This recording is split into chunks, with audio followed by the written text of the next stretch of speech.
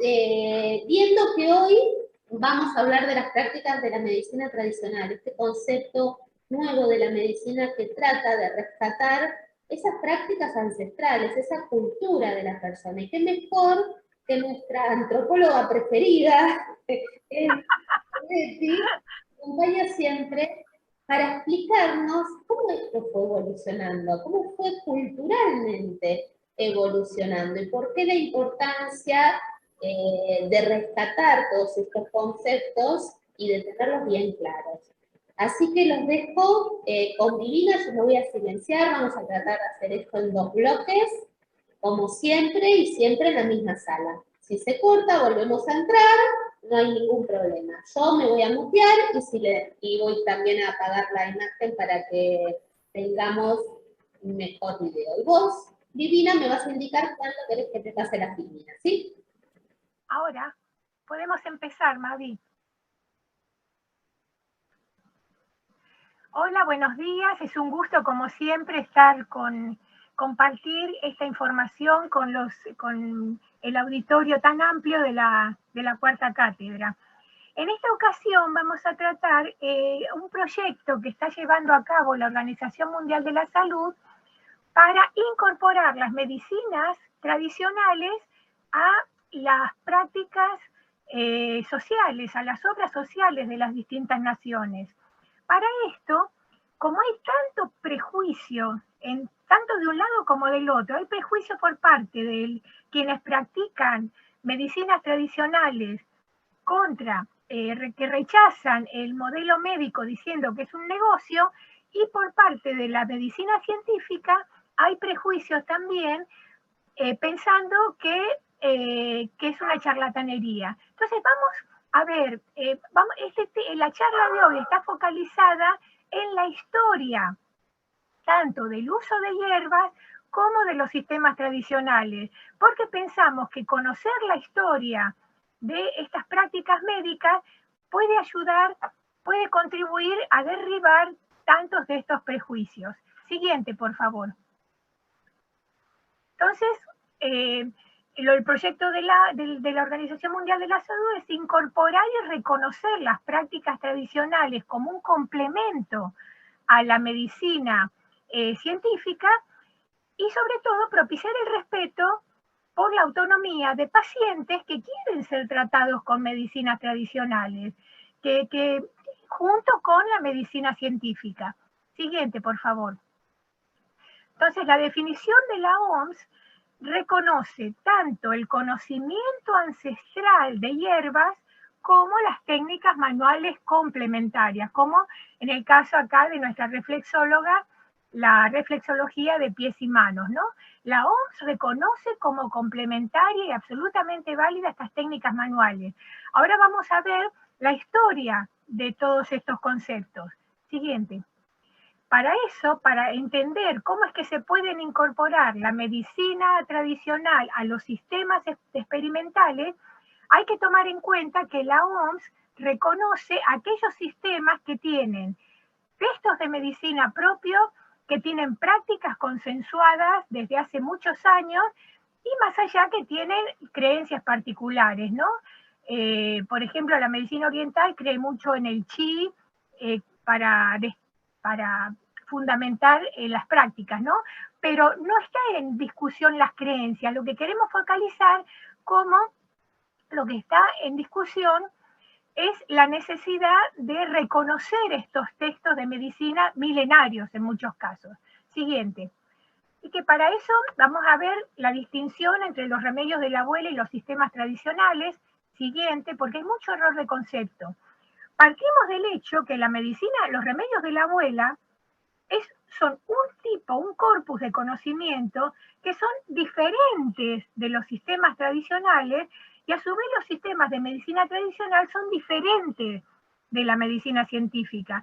No se trata de pensar que es lo mismo, que la medicina tradicional es lo mismo que la científica. Tienen sus propios conceptos, sus propios fundamentos y eso es lo que vamos a tratar de fundamentar, que son válidos, son fundamentos válidos que hay que reconocer. Siguiente. porque lo que la OMS busca es reconocer los sistemas tradicionales de medicina, milenarios en muchos casos. Entonces, para eso vamos a ver hasta dónde se remonta el uso de las hierbas. ¿Quiénes fueron los primeros el primer registro que hay de uso de hierbas? Siguiente. Fíjese que se descubrió hace 50.000 años uso de hierbas por los neandertal. Esto es reciente, del 2012, en un estudio que se hizo de cómo los neandertal usaban plantas medicinales como la camomila y la quileya por los restos que encontraron en los dientes para tratar sus dolencias. Ya anteriormente en España, en Atapuerca, también, como vimos en la charla anterior, el heidelbergensis hace 500.000 años usaba hierbas para tratarse también un flemón bucal. Así que el uso de hierbas tiene larguísima data. Siguiente. Ahora, el primero que empezó a sistematizar, a clasificar todos los tipos de hierbas desde el punto de vista científico fue Aristóteles, después que Hipócrates había instalado su escuela en Grecia. Siguiente, por favor. Un discípulo de Aristóteles fundó un jardín botánico para conocer las plantas, cultivar y practicar las plantas in situ, y ese sistema de Teofasto quedó fijo, no fue modificado hasta el siglo XV, cuando los viajes de exploración despertaron el interés de los botánicos. Siguiente, por favor. En el médico italiano, Cesalpino, creó un sistema novedoso que innovó la clasificación de plantas. Y esto llegaba a ser importante porque la misma planta llegaba a tener varios nombres científicos. Se necesitaba un criterio de unificación. Entonces Cesalpino empezó esta unificación que después formalizaría Linneo. Pero vamos a ver qué pasó en el medio. Junto con Cesalpino, llegó a Europa el Códice Badiano, escrito en Tlatelolco en 1553. Siguiente. Fíjense ustedes la belleza. Es un manuscrito con dibujos preciosos de 227 plantas nativas, hecho por un nativo indígena, como se llamaba, un indígena culto, porque los textos están escritos en latín, y él tradujo todo el conocimiento ancestral de Centroamérica para validar, para que se empleen estas plantas para tratar a los chicos. Trataba a niños, entonces para incorporar estas plantas en el tratamiento de niños, pero se imagina, los españoles tenían un rechazo completo para todo lo que sean los códices aztecas y mayas. Sabemos que quemaron códices, los mayas tenían toda su medicina descrita por bellas ilustraciones, y él esta práctica de ilustrar la puso en este herbario. Viajó a Europa y quedó ahí, no volvió, no sabemos, lo más probable es que no se hayan podido aplicar estos conocimientos para tratar a las personas en la colonia española. Pero investigando ahora para esto, fíjense qué notable. Yo estuve rastreando, descargando los textos que estaban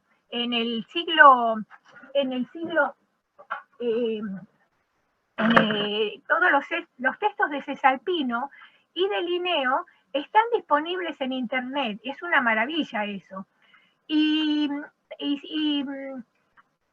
tienen ilustraciones. Los textos de Cesalpino no tienen ilustraciones así. Y las ilustraciones naturistas que nosotros conocemos, las descripciones naturalistas, empezaron después del 1553, porque antes todas las descripciones eran por escrito y en base a los jardines. Así que bueno, queda una pregunta pendiente si no fueron también este códice el que introdujo el dibujo naturalista en Europa, ¿no? Siguiente, por favor. Porque vemos que casi 2 siglos después del códice, Linneo introdujo su famosa clasificación dinámica que permite incorporar todas las nuevas plantas que iban descubriendo los exploradores. Siguiente. Porque esto hay que tener en cuenta, Linneo era médico. Todos los médicos tenían que tener gran conocimiento de las hierbas para poder hacer los preparados. En el año 2019 se descubrió un manuscrito precioso en Cuba que estaba arrumbado en un sótano, que había sido escrito a principios del 1800. Lo único que sabemos es el nombre de la autora y que hay testimonios que era norteamericana, pero nada más. Quedó perdido ese conocimiento sobre las plantas de Cuba y los usos indígenas de las plantas. Siguiente, vamos a pasar a la siguiente. Fíjense qué maravilla. Esta enciclopedia manuscrita con todas las descripciones de plantas. Siguiente, por favor. En el año 2019, una científica argentina preparó el Vademecum huichí con cientos de plantas medicinales y también acompañadas por las hierbas prensadas, que es el método tradicional para reconocer, para archivar y clasificar a todas las plantas, ¿no? Como vemos acá, todas las hojitas secas y prensadas, acompañada con su correspondiente descripción. Este paso es fundamental para poder después hacer el análisis científico. Esta búsqueda y esta clasificación es lo que permite después a la ciencia poder recuperar y validar todos los principios activos. Y es necesario, es un paso necesario. No podemos quedarnos con la oralidad y la tradición, sino que se requiere una sistematización también en el uso de las hierbas, donde los biólogos tienen un papel muy preponderante. Siguiente, por favor. En Ecuador, nosotros recordamos el desastre que hizo el COVID en Ecuador, con los ataúdes en medio de la calle, un horror. Sin embargo, el diario El País de España registró en octubre de 2020, cuando arreciaba la pandemia en Ecuador, que hubo un par de comunidades en el medio de la selva que solicitaron permiso para tratar con hierbas medicinales a las comunidades. Y registran, y el etnobotánico la consultó y registró el progreso, y junto con los preparados de hierbas, nativas, prácticamente no tuvieron muerte en esas comunidades, pero hacían mucho hincapié en que tenían que ser recolectadas por gente que supiera y preparadas por gente que supiera. Evitar la charlatanería también en hierbas. Porque un detalle al margen, hay también un supuesto común, que un yuyito, si no te hace bien, no te hace mal. Y la verdad que no es así. Los yuyos, las hierbas medicinales tienen que estar bien indicadas, porque pueden causar daño si están mal indicadas. Para poner un ejemplo, la sal es un mineral sumamente natural y abundante, pero sabemos que hace bien para las personas con presión baja, pero si le damos sal a una persona con presión alta, le vamos a hacer un daño tremendo. Y la sal es natural, es un elemento natural, pero tiene que estar bien indicado. Eso es como para que entendamos que tiene que estar acompañado de un buen diagnóstico. Siguiente, por favor. En 2021 se publicó un estudio también para revalorizar cómo se conocían las hierbas nativas. Se hizo un estudio entre todos los grupos nativos norteamericanos, ya sea estadounidenses como canadienses, de cómo se fueron pasando los datos a través de los años de los remedios y las hierbas medicinales para tratar problemas de salud. Acá vemos en el cuadrito cómo se iban pasando los datos de hierbas analgésicas, antiinflamatorias, para tratar diarreas, para tratar la artritis. Ellos lo tenían bien claro, y se pasaban el dato de cuál era la planta que era útil para eso. Pero hace falta reunir toda la información para validarla. Siguiente, por favor. Entonces, acá vemos, ¿no?, cómo hay que tener la mirada científica de las hierbas medicinales. Un médico recuerda que había, por ejemplo, en Europa, una tradición que la hoja de digital servía para curar la hidropesía. Pero recién se confirmó se confirmó que era valiosa cuando se analizó en el laboratorio. Y el doctor Sussman pregunta, ¿qué hubiera pasado si el hombre de ciencia hubiera rechazado con repugnancia un hecho empírico tan crudo como que la hidropesía se cura con infusión?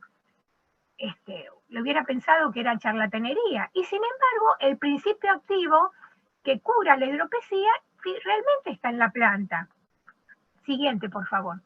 Esto como para tenerlo en cuenta. En esta primera parte, en este resumen, vemos que el uso entonces de hierbas nativas se usa desde hace medio millón de años, pero que hace falta regulación y hay que advertir de la charlatanería. Siguiente, por favor. Y eso solamente el análisis científico puede superar la charlatanería.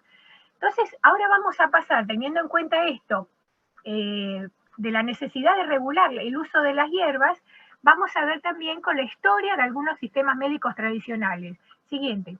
Y vamos a empezar que la OMS reconoce que la característica de estos sistemas tradicionales es que son racionales y sistemáticos. Son racionales, o sea, siguen un proceso racional en el diagnóstico y tratamiento. Siguiente, por favor. Vamos a empezar con la medicina egipcia, que era una medicina de Estado, medicina egipcia, sistemática y estatal. Siguiente. El sistema de salud egipcio estaba muy controlado por los faraones. Inclusive estaba fundamentado con papiros médicos y cuidaban a los...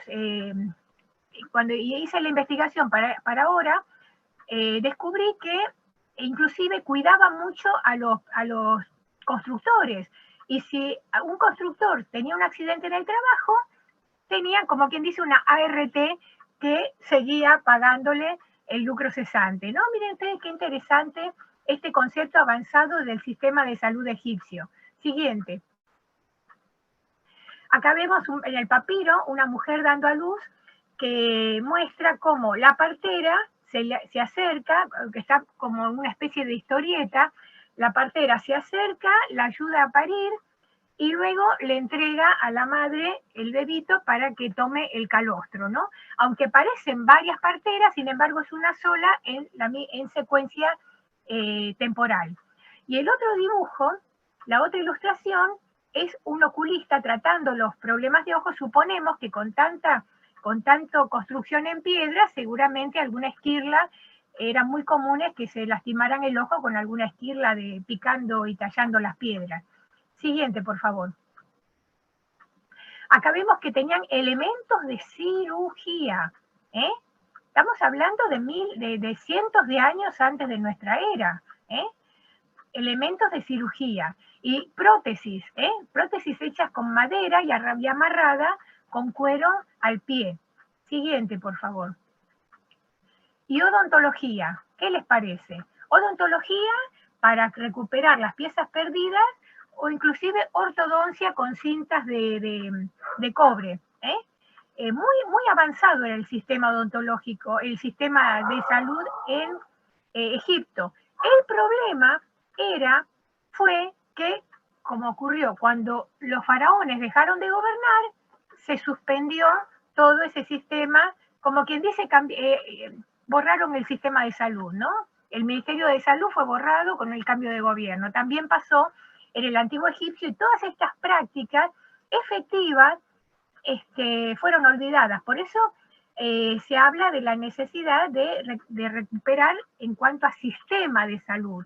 ¿Se dan cuenta? Volver a actualizar esos sistemas que fueron efectivos. Siguiente, por favor. Vos avísame, Mavi, cómo andamos con el tiempo cuando estemos cerca. Estamos bien. Bueno, Regio. Tranquila, Bueno, gracias. Bueno, ahora que vimos cómo el sistema de salud egipcio se dejó de usar, no porque fuera ineficiente, sino por un asunto político de un cambio de gobierno, por invasiones y demás. Ahora vamos a ver a la medicina china. ¿Qué pasó con la medicina china? Siguiente. La medicina china también tiene una tradición milenaria. Acá vemos agujas de piedra de 4000 años atrás, agujas hechas con hueso, o sea, son sistemas tradicionales y cuentan con textos y papiros también bellamente ilustrados y muy, muy antiguos. Siguiente, por favor. O sea, tiene una larga data y seguramente persistió porque fue efectiva. El doctor Pérgola comenta en su Historia de la Medicina que los chinos consideran que el hombre constituye un microcosmos, un pequeño universo inmerso en el principio inmutable y eterno del Tao, ¿no? Del Tao, del cambio y la renovación. Pero lo que acá queremos poner énfasis es en una técnica de la medicina china, porque la medicina china tiene masajes, tiene la acupuntura, tiene dietas, tiene algo que está siendo discutido hoy, como el uso de animales, ¿no? De sacrificio de animales para consumir la sangre o los elementos. Eso es más discutible. Pero acá lo que queremos enfatizar, como los jesuitas descubrieron en el siglo XVII, también por Colonia, en este caso, cuando colonizaron Medio Oriente, los misioneros, en lugar de hacer como habían hecho los españoles, de borrar de un plumazo todas las técnicas de salud, los jesuitas reconocieron la eficacia de la acupuntura y la recomendaron, la introdujeron en Europa. La técnica de la acupuntura, aislada de la medicina china. Siguiente, por favor. Entonces, y la verdad es que la eficacia de la acupuntura para aliviar el dolor crónico ha sido demostrada. Por eso es que los ponemos al tanto que en Europa el 90% de los servicios de tratamientos del dolor en Reino Unido, en Inglaterra, son de acupuntura. Le incorporan acupuntura. Y el 70% de los servicios de salud en Alemania también. Además de incorporar, bueno, se va viendo el reconocimiento de algunas plantas medicinales eficaces, ¿no? Pero vemos cómo la acupuntura como técnica está siendo reconocida, se lo debemos gracias a los jesuitas. Siguiente, por favor. Bueno, pasamos de la medicina china, cómo se introdujo ahora vamos a la Ayurveda, ¿no? Otra medicina milenaria. Siguiente. Que hay discusiones, ¿no? Sobre si acaso, como la Ayurveda ya estaba en funciones en la India, cuando llegó Alejandro Magno, hay discusiones si acaso Hipócrates no tomó para su escuela varios de los principios de la Ayurveda, como el de los tipos constitutivos básicos, la necesidad de la dieta, los suplementos de hierba, los masajes, todos puntos que que fueron incorporados por Hipócrates como novedad en Grecia, pero que ya estaban en la India. O sea, está en la discusión si acaso no fue tomado de ahí. Pero el punto es de que eran efectivos. El punto fuerte es todo abordar al individuo como una integración. Siguiente, en el Ayurveda, ¿no? Y el Ayurveda también tiene puntos de acupresión, que se llaman marma, puntos marma, donde confluyen varios tendones. Bueno, es el mismo principio de la acupuntura. La acupuntura también, los puntos más importantes es donde confluyen músculos, huesos, ligamentos, y es lo que permite que en la acupuntura bien aplicada, cuando se aplica la aguja, no sangre, porque va justo donde están los ligamentos, que sabemos que es otro tipo de tejido diferente, que ni sangra ni duele. Siguiente. Vamos a ver cómo estos puntos marma también incluyen puntos en la mano y en el pie, y eso después fue desarrollado. Siguiente. En el Shiatsu encontramos que combina técnicas de digitopuntura y masaje. Siguiente. Acá el masaje de Shiatsu en manos con todos los puntitos. Perdón. Shiatsu en manos con todos los puntitos. Y siguiente. La siguiente, que esto también Mavi lo conoce muy bien, cómo fomentan de las técnicas orientales derivaron el masaje oriental en pies con los puntos reflejos en los pies para equilibrar todo el cuerpo. Entonces, tenemos unos minutos todavía, Mavi, ¿no? Sí. Perfecto.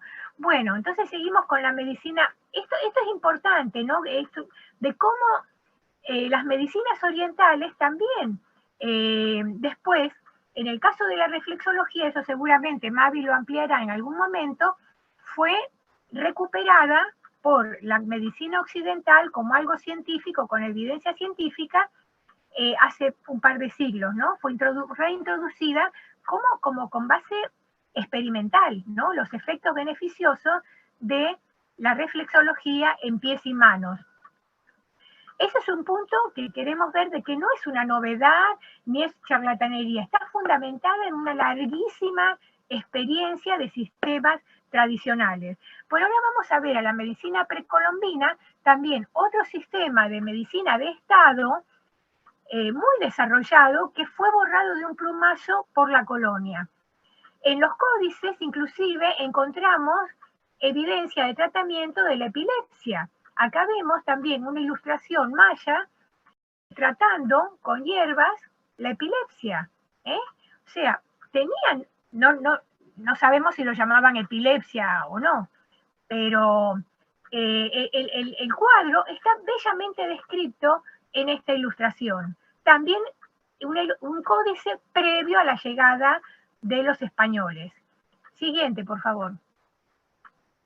Bueno, acá están las muestras del cuchillo ritual inca, que es el símbolo actualmente del Colegio de Médicos Peruano. Uno, el de la izquierda, es un cuchillo que está en Perú, y el de la derecha está en el Museo de Berlín, ¿no? Tal como, y que fue tomado como símbolo del Colegio de Médicos en las actas médicas del 2012, como símbolo de, como una marca de identidad muy fuerte, ¿no? De hasta dónde se remontan los cirujanos peruanos, ¿no? Siguiente, por favor. Vamos a detenernos acá en la medicina precolombina para analizar el misterio de las trepanaciones. Este es un resto que los arqueólogos hace muchos años, cuando empezaron con su profesión, les comenzó a llamar la atención restos que estaban con el cráneo perforado. Siguiente, por favor. La evidencia más temprana de trepanaciones es de hace 7.000 años atrás en Europa, en la era neolítica, en la antigua Grecia. Pero se han encontrado restos con trepanaciones en todas partes del mundo, pero donde más se encontraron fue en el Perú. Estudios forenses determinaron que, curiosamente, en el Neolítico los trepanados sobrevivían. En cambio, en el Imperio Romano había un 1% de sobrevida, e inclusive se hicieron estudios durante la Guerra de Secesión norteamericana, cuando operaban, hacían cirugía de cerebro para extraer las balas, prácticamente había una tasa de sobrevida muy baja. Entonces empezaron, un neurólogo y dos antropólogos empezaron a estudiar esta comparación, ¿no? ¿Cuál fue el factor que hacía que las preparaciones realizadas por Inca en el análisis forense demostrara que tenía sobrevida? Porque el tipo de cicatrización del cerebro indica que el individuo vivió un tiempo después. Entonces tenía un éxito de supervivencia hasta del 83%. En el caso de los supuestos incas, ignorantes y considerados y ninguneados por los médicos españoles en la colonia, ¿no? Como para tomar en cuenta. Siguiente, por favor. Porque un médico de acá de Tucumán, Díaz Farfán, hizo un estudio sobre la trepanación inca, y acá también publicó fotos de todo el instrumental que usaban en las trepanaciones, ¿no? Porque el tumi era usado como cuchillo ritual, pero en las trepanaciones y en las operaciones usaban este tipo de instrumentos. Siguiente, por favor. Y acá ¿ven lo que decíamos? Que cráneos con evidencia de cicatrización y de sobrevida, ¿no? Porque el hueso está empezando a crecer, como muestra que había sido un éxito. Y Díaz Farfán apunta en su estudio cómo era muy cuidadoso con la asepsia, los incas, ¿no? los supuestos retrasados y salvajes incas eran muy cuidadosos con la asepsia y eso es lo que permitía una tasa de sobrevida tan grande, ¿no? Inclusive ahí suturaban la herida con pelo humano o con tripa de animal, ¿no? O sea, miren ustedes, estamos hablando de antes del 1500 y ya tenían estas prácticas avanzadas de salud, ¿no? Que después fueron abandonadas cuando por la colonia el sistema fue desmantelado completamente y quedó ahí, ¿no? Entonces, bueno, hay que recuperar toda la validez porque daba resultado de todas estas prácticas antiguas, ¿no? Siguiente. Entonces, bueno, vamos, lo que antes de, ya quizás convendría, bueno, no, tenemos 7 minutos, casi 8, seguimos un poquito más, ¿no? Como vos quieras.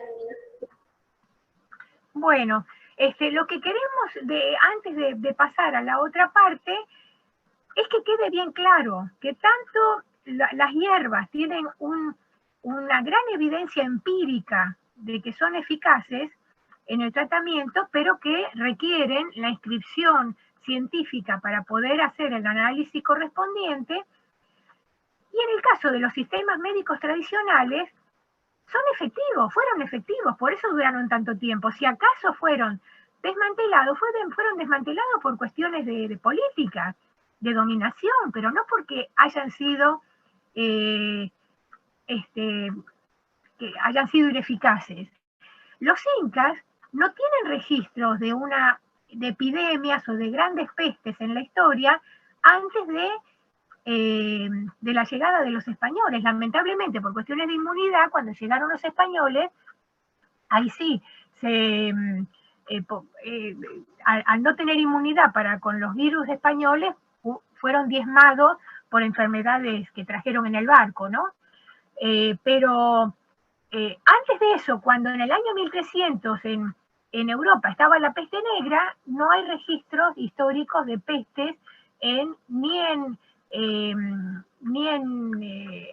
los mayas, aztecas y menos entre los incas, ¿no? Los incas con un sistema médico tan efectivo. Entonces, porque vamos a la otra parte, ¿cómo llegamos a la demonización de las medicinas tradicionales? Y acá tiene que ver esto con lo que comentábamos antes, ¿no? Como, porque hay pujas políticas en el medio. Y en el caso de la demonización de las medicinas tradicionales, tienen una historia concreta. Vamos a ver también cómo la historia de la ciencia nos puede esclarecer qué pasó en el medio. Siguiente. Arribamos a principios del siglo XIX, encontramos que en Europa son mucho más abiertos con las terapias complementarias. El médico Claude Bernard, fue el padre de la fisiología, sostenía que si no se invocan fuerzas sobrenaturales y si el planteo sigue esquemas científicamente válidos, no cabe más que aceptar la evidencia que valida el uso de técnicas complementarias. Ese es el punto de vista en Europa que persiste hasta hoy. Por eso es que está sobre ese sustrato que no se demoniza a la práctica tradicional.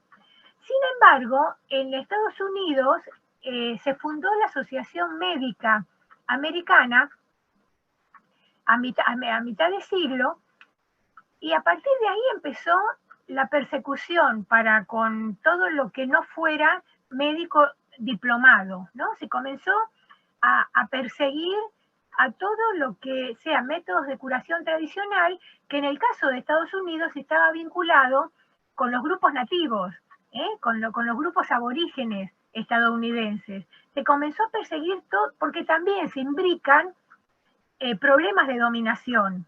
¿Se dan cuenta? Se comenzó a perseguir porque había que borrar todo lo que fuera válido de los grupos aborígenes. Entonces, para colmo después, el informe de la Fundación Rockefeller de principios del siglo XX impuso estándares de graduación médica para perseguir a los métodos que no estuvieran graduados de la universidad. Porque también ahí empezaron los intereses de Rockefeller, porque sabemos que Rockefeller comenzó a financiar investigaciones médicas, ¿no? Ahí empezó también la investigación científica financiada por Rockefeller para el avance de la ciencia, pero que requería desplazar todo lo que fuera médico, todo lo que fuera medicina tradicional. Eso de Estados Unidos, la verdad que los coletazos los sufrimos acá en Latinoamérica, ¿no? Porque también como consecuencia del informe Flesner, se comenzaron a perseguir a pacientes que recurrían a curanderos locales. Se comenzó la práctica, se hizo un delito de lo que se llama el ejercicio ilegal de la medicina, ¿no? Entonces, la persecución a los curanderos locales. Sin embargo, la gente, que eso es lo que pasa acá en los pueblos, la verdad que si lo que está disponible es la mujer que es práctica, que conoce de hierba y es eficaz, que todo el mundo sabe que lo que ella recomienda da resultados, la gente sigue yendo a estos herbolarios, se llaman en Europa, ¿no? El especialista en hierbas, sigue yendo al herbolario. Pero el problema es que luego oculta al médico dónde fue. Y el médico tiene que saber, porque como decíamos antes, las hierbas interfieren con muchos medicamentos, tienen que estar bien aplicadas y tienen que estar tenidas en cuenta. Por eso el problema, que tenemos nosotros acá es que la gente sigue creyendo en los curanderos, pero luego se lo oculta al médico para no, para protegerse, para no ser denunciados, cuando tendría que regularse. Acá hay una serie, si quieren, cuando quieran pueden entrar, está en YouTube, una serie que se dio acá en la Argentina en los años 93, muy exitosa, de la doctora Quinn, ambientada a fines del siglo XIX, de una médica que viaja, una médica recibida en Boston, que se radica en el lejano oeste, pero que tiene problemas porque también es cuestionada porque ella reconoce la validez de las plantas, del conocimiento que tienen los nativos norteamericanos de ciertas plantas. Ella reconoce y es perseguida porque estaba todo este entorno de borrar de un plumazo todo el conocimiento ancestral indígena. ¿Ven? Cómo se juntan todas las cuestiones políticas y de poder en borrar y ningunear toda la sabiduría ancestral de los pueblos originarios. Siguiente, por favor. Entonces vamos a ver, ¿cuál es la propuesta de la OMS?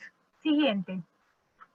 La propuesta de la OMS, como dijimos, es partir de la medicina tradicional, de esta medicina sistematizada, e incorporarla, dejar de demonizarla y comenzar a reconocerla como medicina complementaria. Esto no significa, y esto es otro error muy común, que si se acepta la medicina tradicional, el médico tiene que volverse un médico con el sistema tradicional.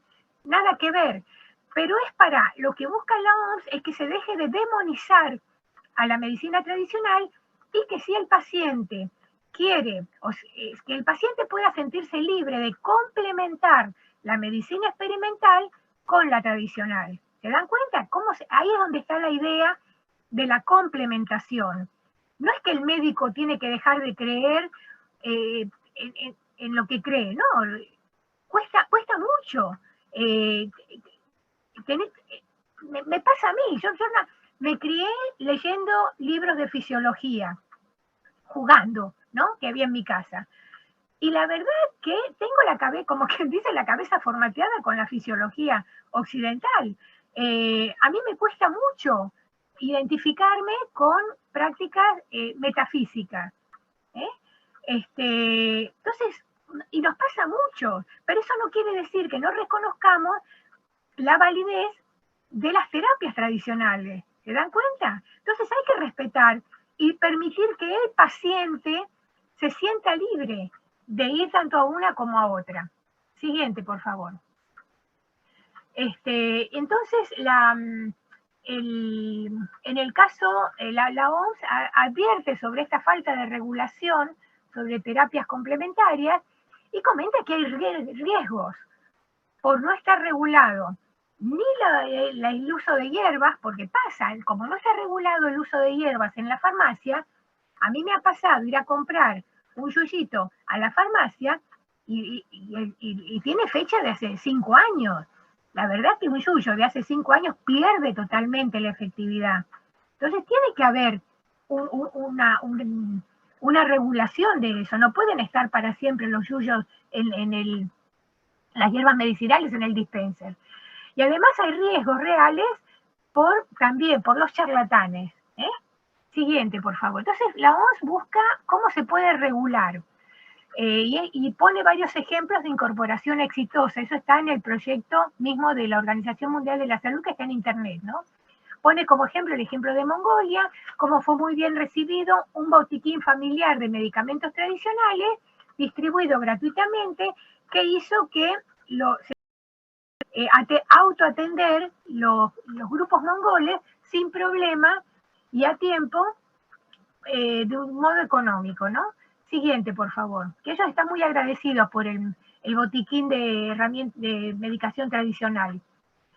En la India, acá es otro caso totalmente distinto porque es el Estado el que se hace cargo de autorizar y financiar universidades que capaciten en sistemas tradicionales de salud, ¿no?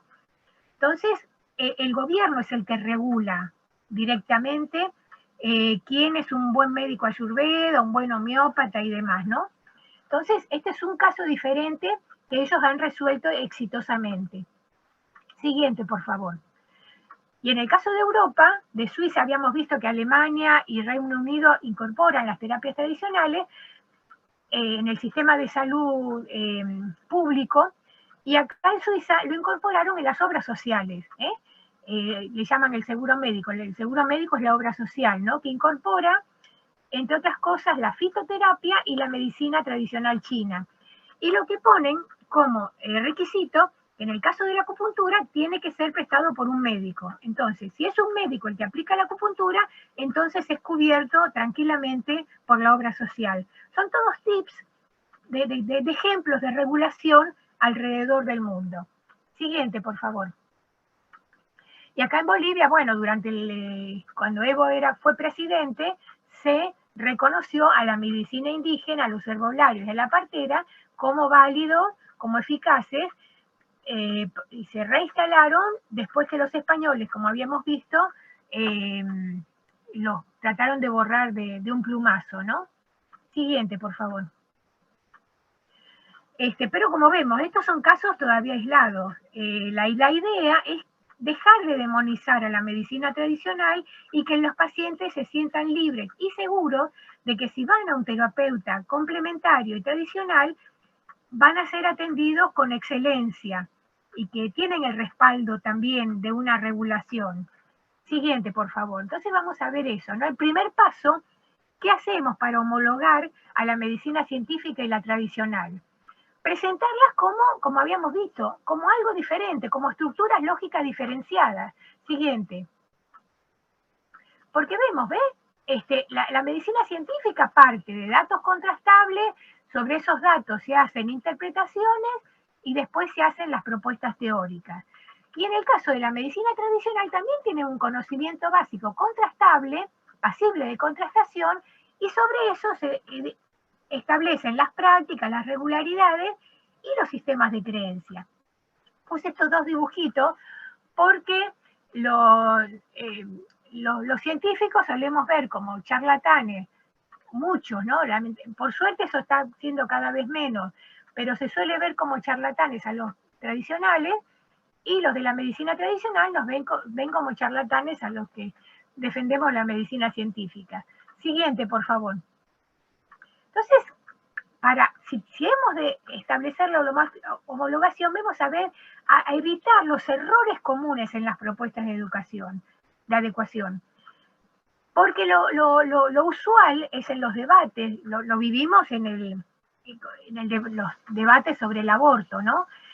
Se agita el debate sobre la validez de determinadas creencias. Siguiente.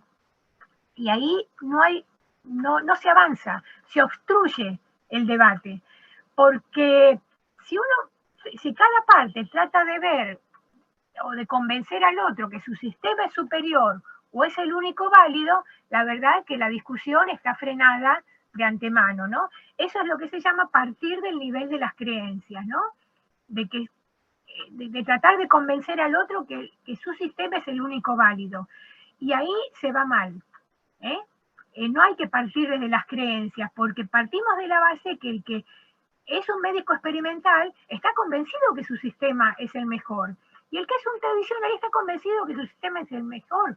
Y no van a ceder en eso, pero hay que ceder en otra cosa. Siguiente. Por eso la propuesta superadora es partir de los datos de la experiencia, de los datos de la evidencia científica. Siguiente. Entonces, partir de los datos contrastables. Y partir de la base que el sistema científico también puede fallar, como sabemos. El médico, hay un axioma común que vengo escuchando desde chica, que en medicina nunca 2 más 2 es 4. O sea, tampoco pueden ofrecer taxativamente curación la medicina. Se hace todo lo posible, se genera el entorno y con suerte todo sale bien. Pero puede fallar. Esto por parte de la medicina tradicional. Y también es algo que tiene que aceptar la medicina tradicional, que puede fallar. Por eso puse las 2 caricaturas de cómo uno ve al otro, ¿no? Cómo la medicina tradicional ve a la medicina científica y la medicina científica ve a la medicina tradicional. Esta es una caricatura, pero si partimos de los elementos básicos, de que todos tienen que estar dispuestos a demostrar por el laboratorio en el caso de las hierbas, o como hace Mavi, ¿no? Mavi con la reflexología, el doctor Yermoli, cuando le toman la presión o le toman el pulso cardíaco a una persona antes y después de la reflexología, y por ejemplo, algo tan básico como las pulsaciones bajan, o sea que hay evidencia de relajación empírica, o sea que relaja a la persona después de aplicar. ¿Ve? Eso es una manera de contrastar de manera sencilla que da resultado, que no es algo, que es algo que ayuda y mucho. ¿Ve? Entonces es en la disposición de cada uno de poder demostrar esos conceptos básicos contrastables. Siguiente, por favor.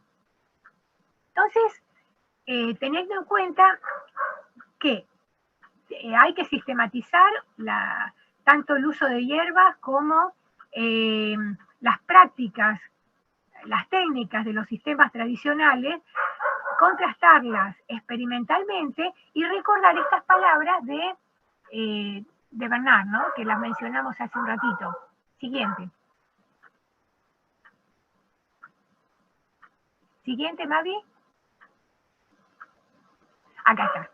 Que la medicina científica es hija de la medicina experimental. O sea, si una medicina quiere catalogarse como científica, tiene que estar dispuesta a contrastar sus técnicas. ¿Ves? Eso es lo que fundamentan todos los protocolos. Si en una hipótesis o una propuesta no se invocan a las fuerzas sobrenaturales, y si el planteo, el anterior, y si el planteo sigue esquemas válidos para gran parte de los médicos y de experimentadores, entonces no cabe más que aceptar la confrontación de los hechos con la teoría. Fin de la discusión. Entonces, ambos tienen que estar dispuestos a corroborar, contrastar empíricamente la validez de las prácticas y que la persona tenga, en el caso de la reflexología, por ejemplo, así como de otras técnicas que el Hospital de Clínicas viene haciendo punta, ¿no? Con distintos talleres para el bienestar emocional de las personas, de los pacientes, y todo es contrastado experimentalmente, que hace bien. Entonces es algo para tener en cuenta, porque miren, ayer recibí, ya había mandado esta información, si no la incluía, ayer recibí una información, o sea, fresquita, de de la Facultad de Ciencias Exactas, de cómo descubrieron, elaboraron alcaloides en base al quebracho, al guatambú blanco, que negativiza el parásito de Chagas. Eso es una notición, y eso es un hallazgo argentino, de rescatar una hierba, rescatan una hierba, una planta, en este caso un árbol milenario que se sabía que podía ser efectivo para combatir el Chagas, preparan el extracto y es efectivo contra el Chagas sin los efectos secundarios de la medicación que se usa actualmente.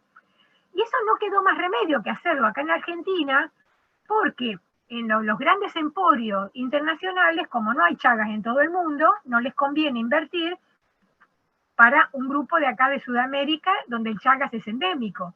Pero ven, las hierbas medicinales salen validadas experimentalmente. Esto es una notición que llegó ayer, ¿no? Y es un trabajo de la Facultad de Ciencias Exactas de acá de Ciudad Universitaria.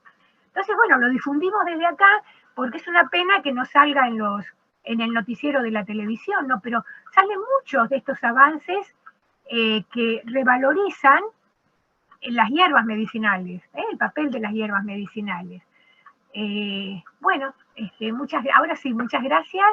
Llegamos a tiempo. No sé si alguno quiere hacer alguna pregunta o algo.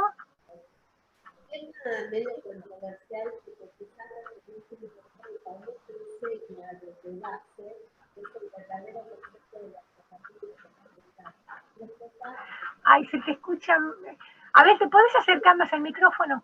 Se me escucha re mal por esta computadora que tengo que no anda bien. Pero creo que de base, por mi parte, es este problema de que no entendemos la diferencia entre lo complementario y lo alternativo. Por eso se ningunean todas las prácticas. Pero, ¿qué pasa con el paciente cuando ya lo farmacológico deja de hacer efecto y no tiene otras herramientas? ¿Lo dejamos ahí o tratamos de ayudarlo con otras cosas? Entender esto, a veces hay que estar inmerso en ese mundo. Ver cómo evoluciona con una cosa y con la otra. Que no deben ser, bueno, como no hay más nada por hacer, sino tratemos de brindar herramientas a los pacientes para que realmente tengan el derecho a elegir lo que quieren. Ser invadido, no ser invadido, cómo podemos implementarlo, cómo podemos utilizar todo esto. Este concepto nuevo de la medicina integrativa, de todos lados tiene problemas. Si alguien quiere preguntar algo, ¿alguien quiere preguntar algo? ¿Quiere decir algo? Puede desconfiarse y preguntar. Pero la idea de esto no es imponer nada ni nada por el estilo, porque tenemos que hacer los conceptos y clarificarlos. El próximo encuentro lo que vamos a hacer es cómo lograr esto de integrar. Realmente se puede integrar todo con la filosofía de base que tiene la medicina tradicional. Yo puedo agarrarla así de poco e implementarla en el sistema de salud. ¿Por qué no se hace? Es un poco lo que vamos a seguir dialogando, porque no todo se puede trasladar en forma natural a una institución de salud, ni tampoco todo tan fácil de hacer.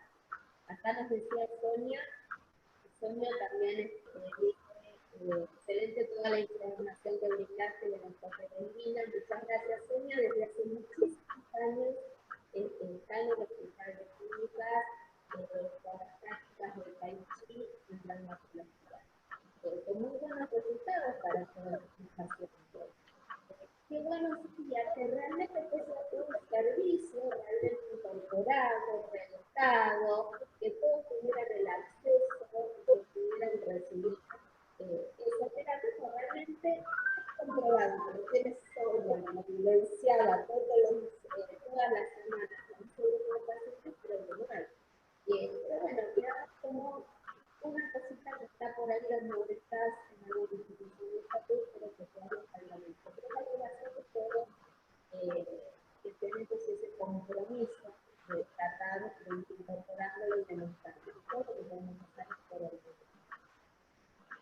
Claro, el asunto es incorporar, poder lograr incorporar técnicas de medicinas tradicionales, no el sistema en bloque.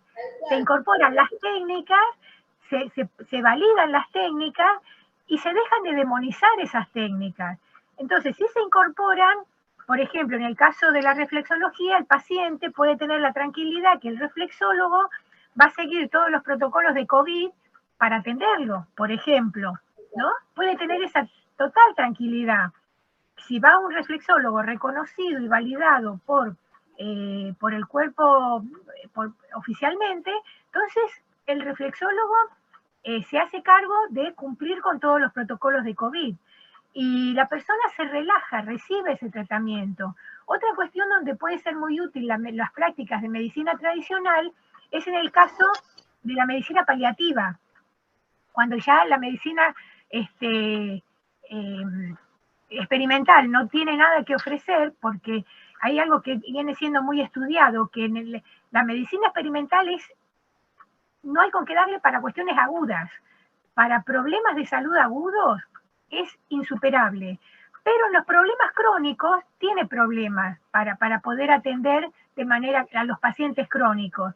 En cambio, los sistemas de medicina tradicional han elaborado métodos con las hierbas, con los masajes y demás, que permiten una sobrevida con cierta dignidad y con menos dolor a las personas que ya no hay nada que hacer desde la medicina experimental. Entonces esto está siendo observado en otras partes del mundo y hay que incorporarlo, ¿no? Como algo que el paciente se sienta libre de poder acudir a un médico, a un técnico serio en alguna de estas prácticas, ¿no?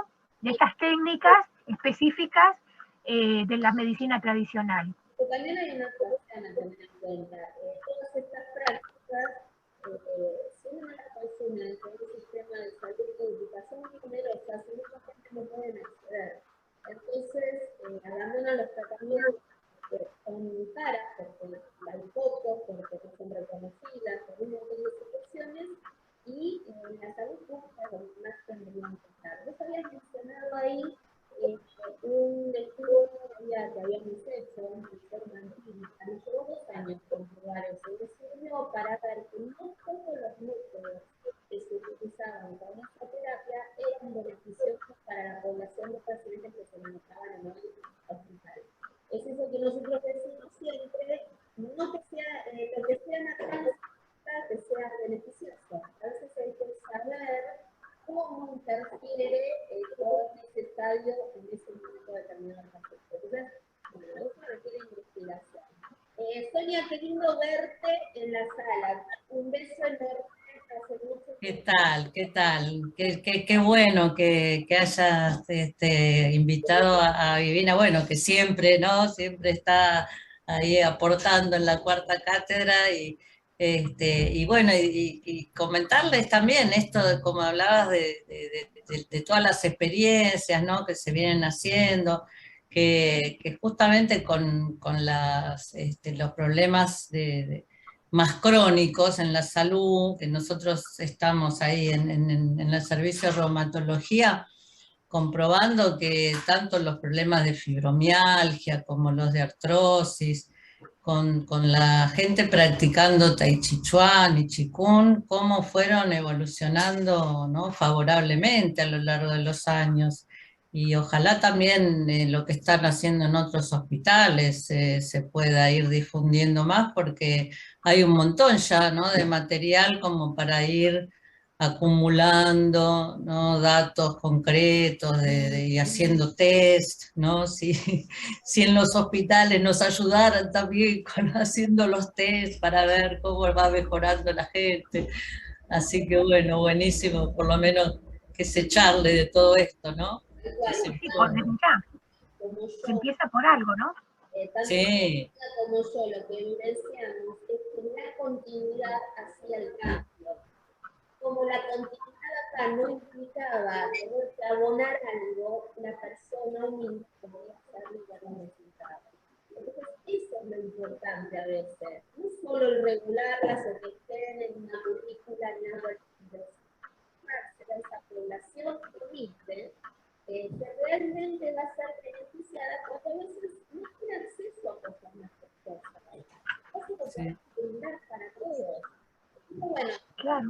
queremos, eso también es una cosa de los pueblos latinoamericanos que hay que tener en cuenta, que económicamente estas cosas, esta cultura tradicional les beneficia. Entonces, ¿por qué quedarse? Así que bueno, seguimos con el tema, vamos a seguir hablando de este tema, la próxima vamos a hablar de información para la salud integral, estos nuevos conceptos, del código esas terapias transmediales que se están introduciendo con un enfoque más científico para poder con esas realidades. Estamos comprobando lo que ya se sabe tradicionalmente que funciona, pero bueno, ahora lo estamos comprobando para no olvidar que no se puede comprobar. O menos es así, para la redundancia. Y después vamos a hablar sobre las propiedades del vino en el envejecimiento y seguimos con otra charla de astrología para finales. Así que tenemos muchos otros temas relacionados con esa salud para una longevidad saludable en las personas. Los cuidados que vamos construyendo. Un gran cariño, gracias por estar. Después hubo la charla que compartimos en YouTube para que la puedan seguir viendo y se la puedan buscar a las personas. Gracias.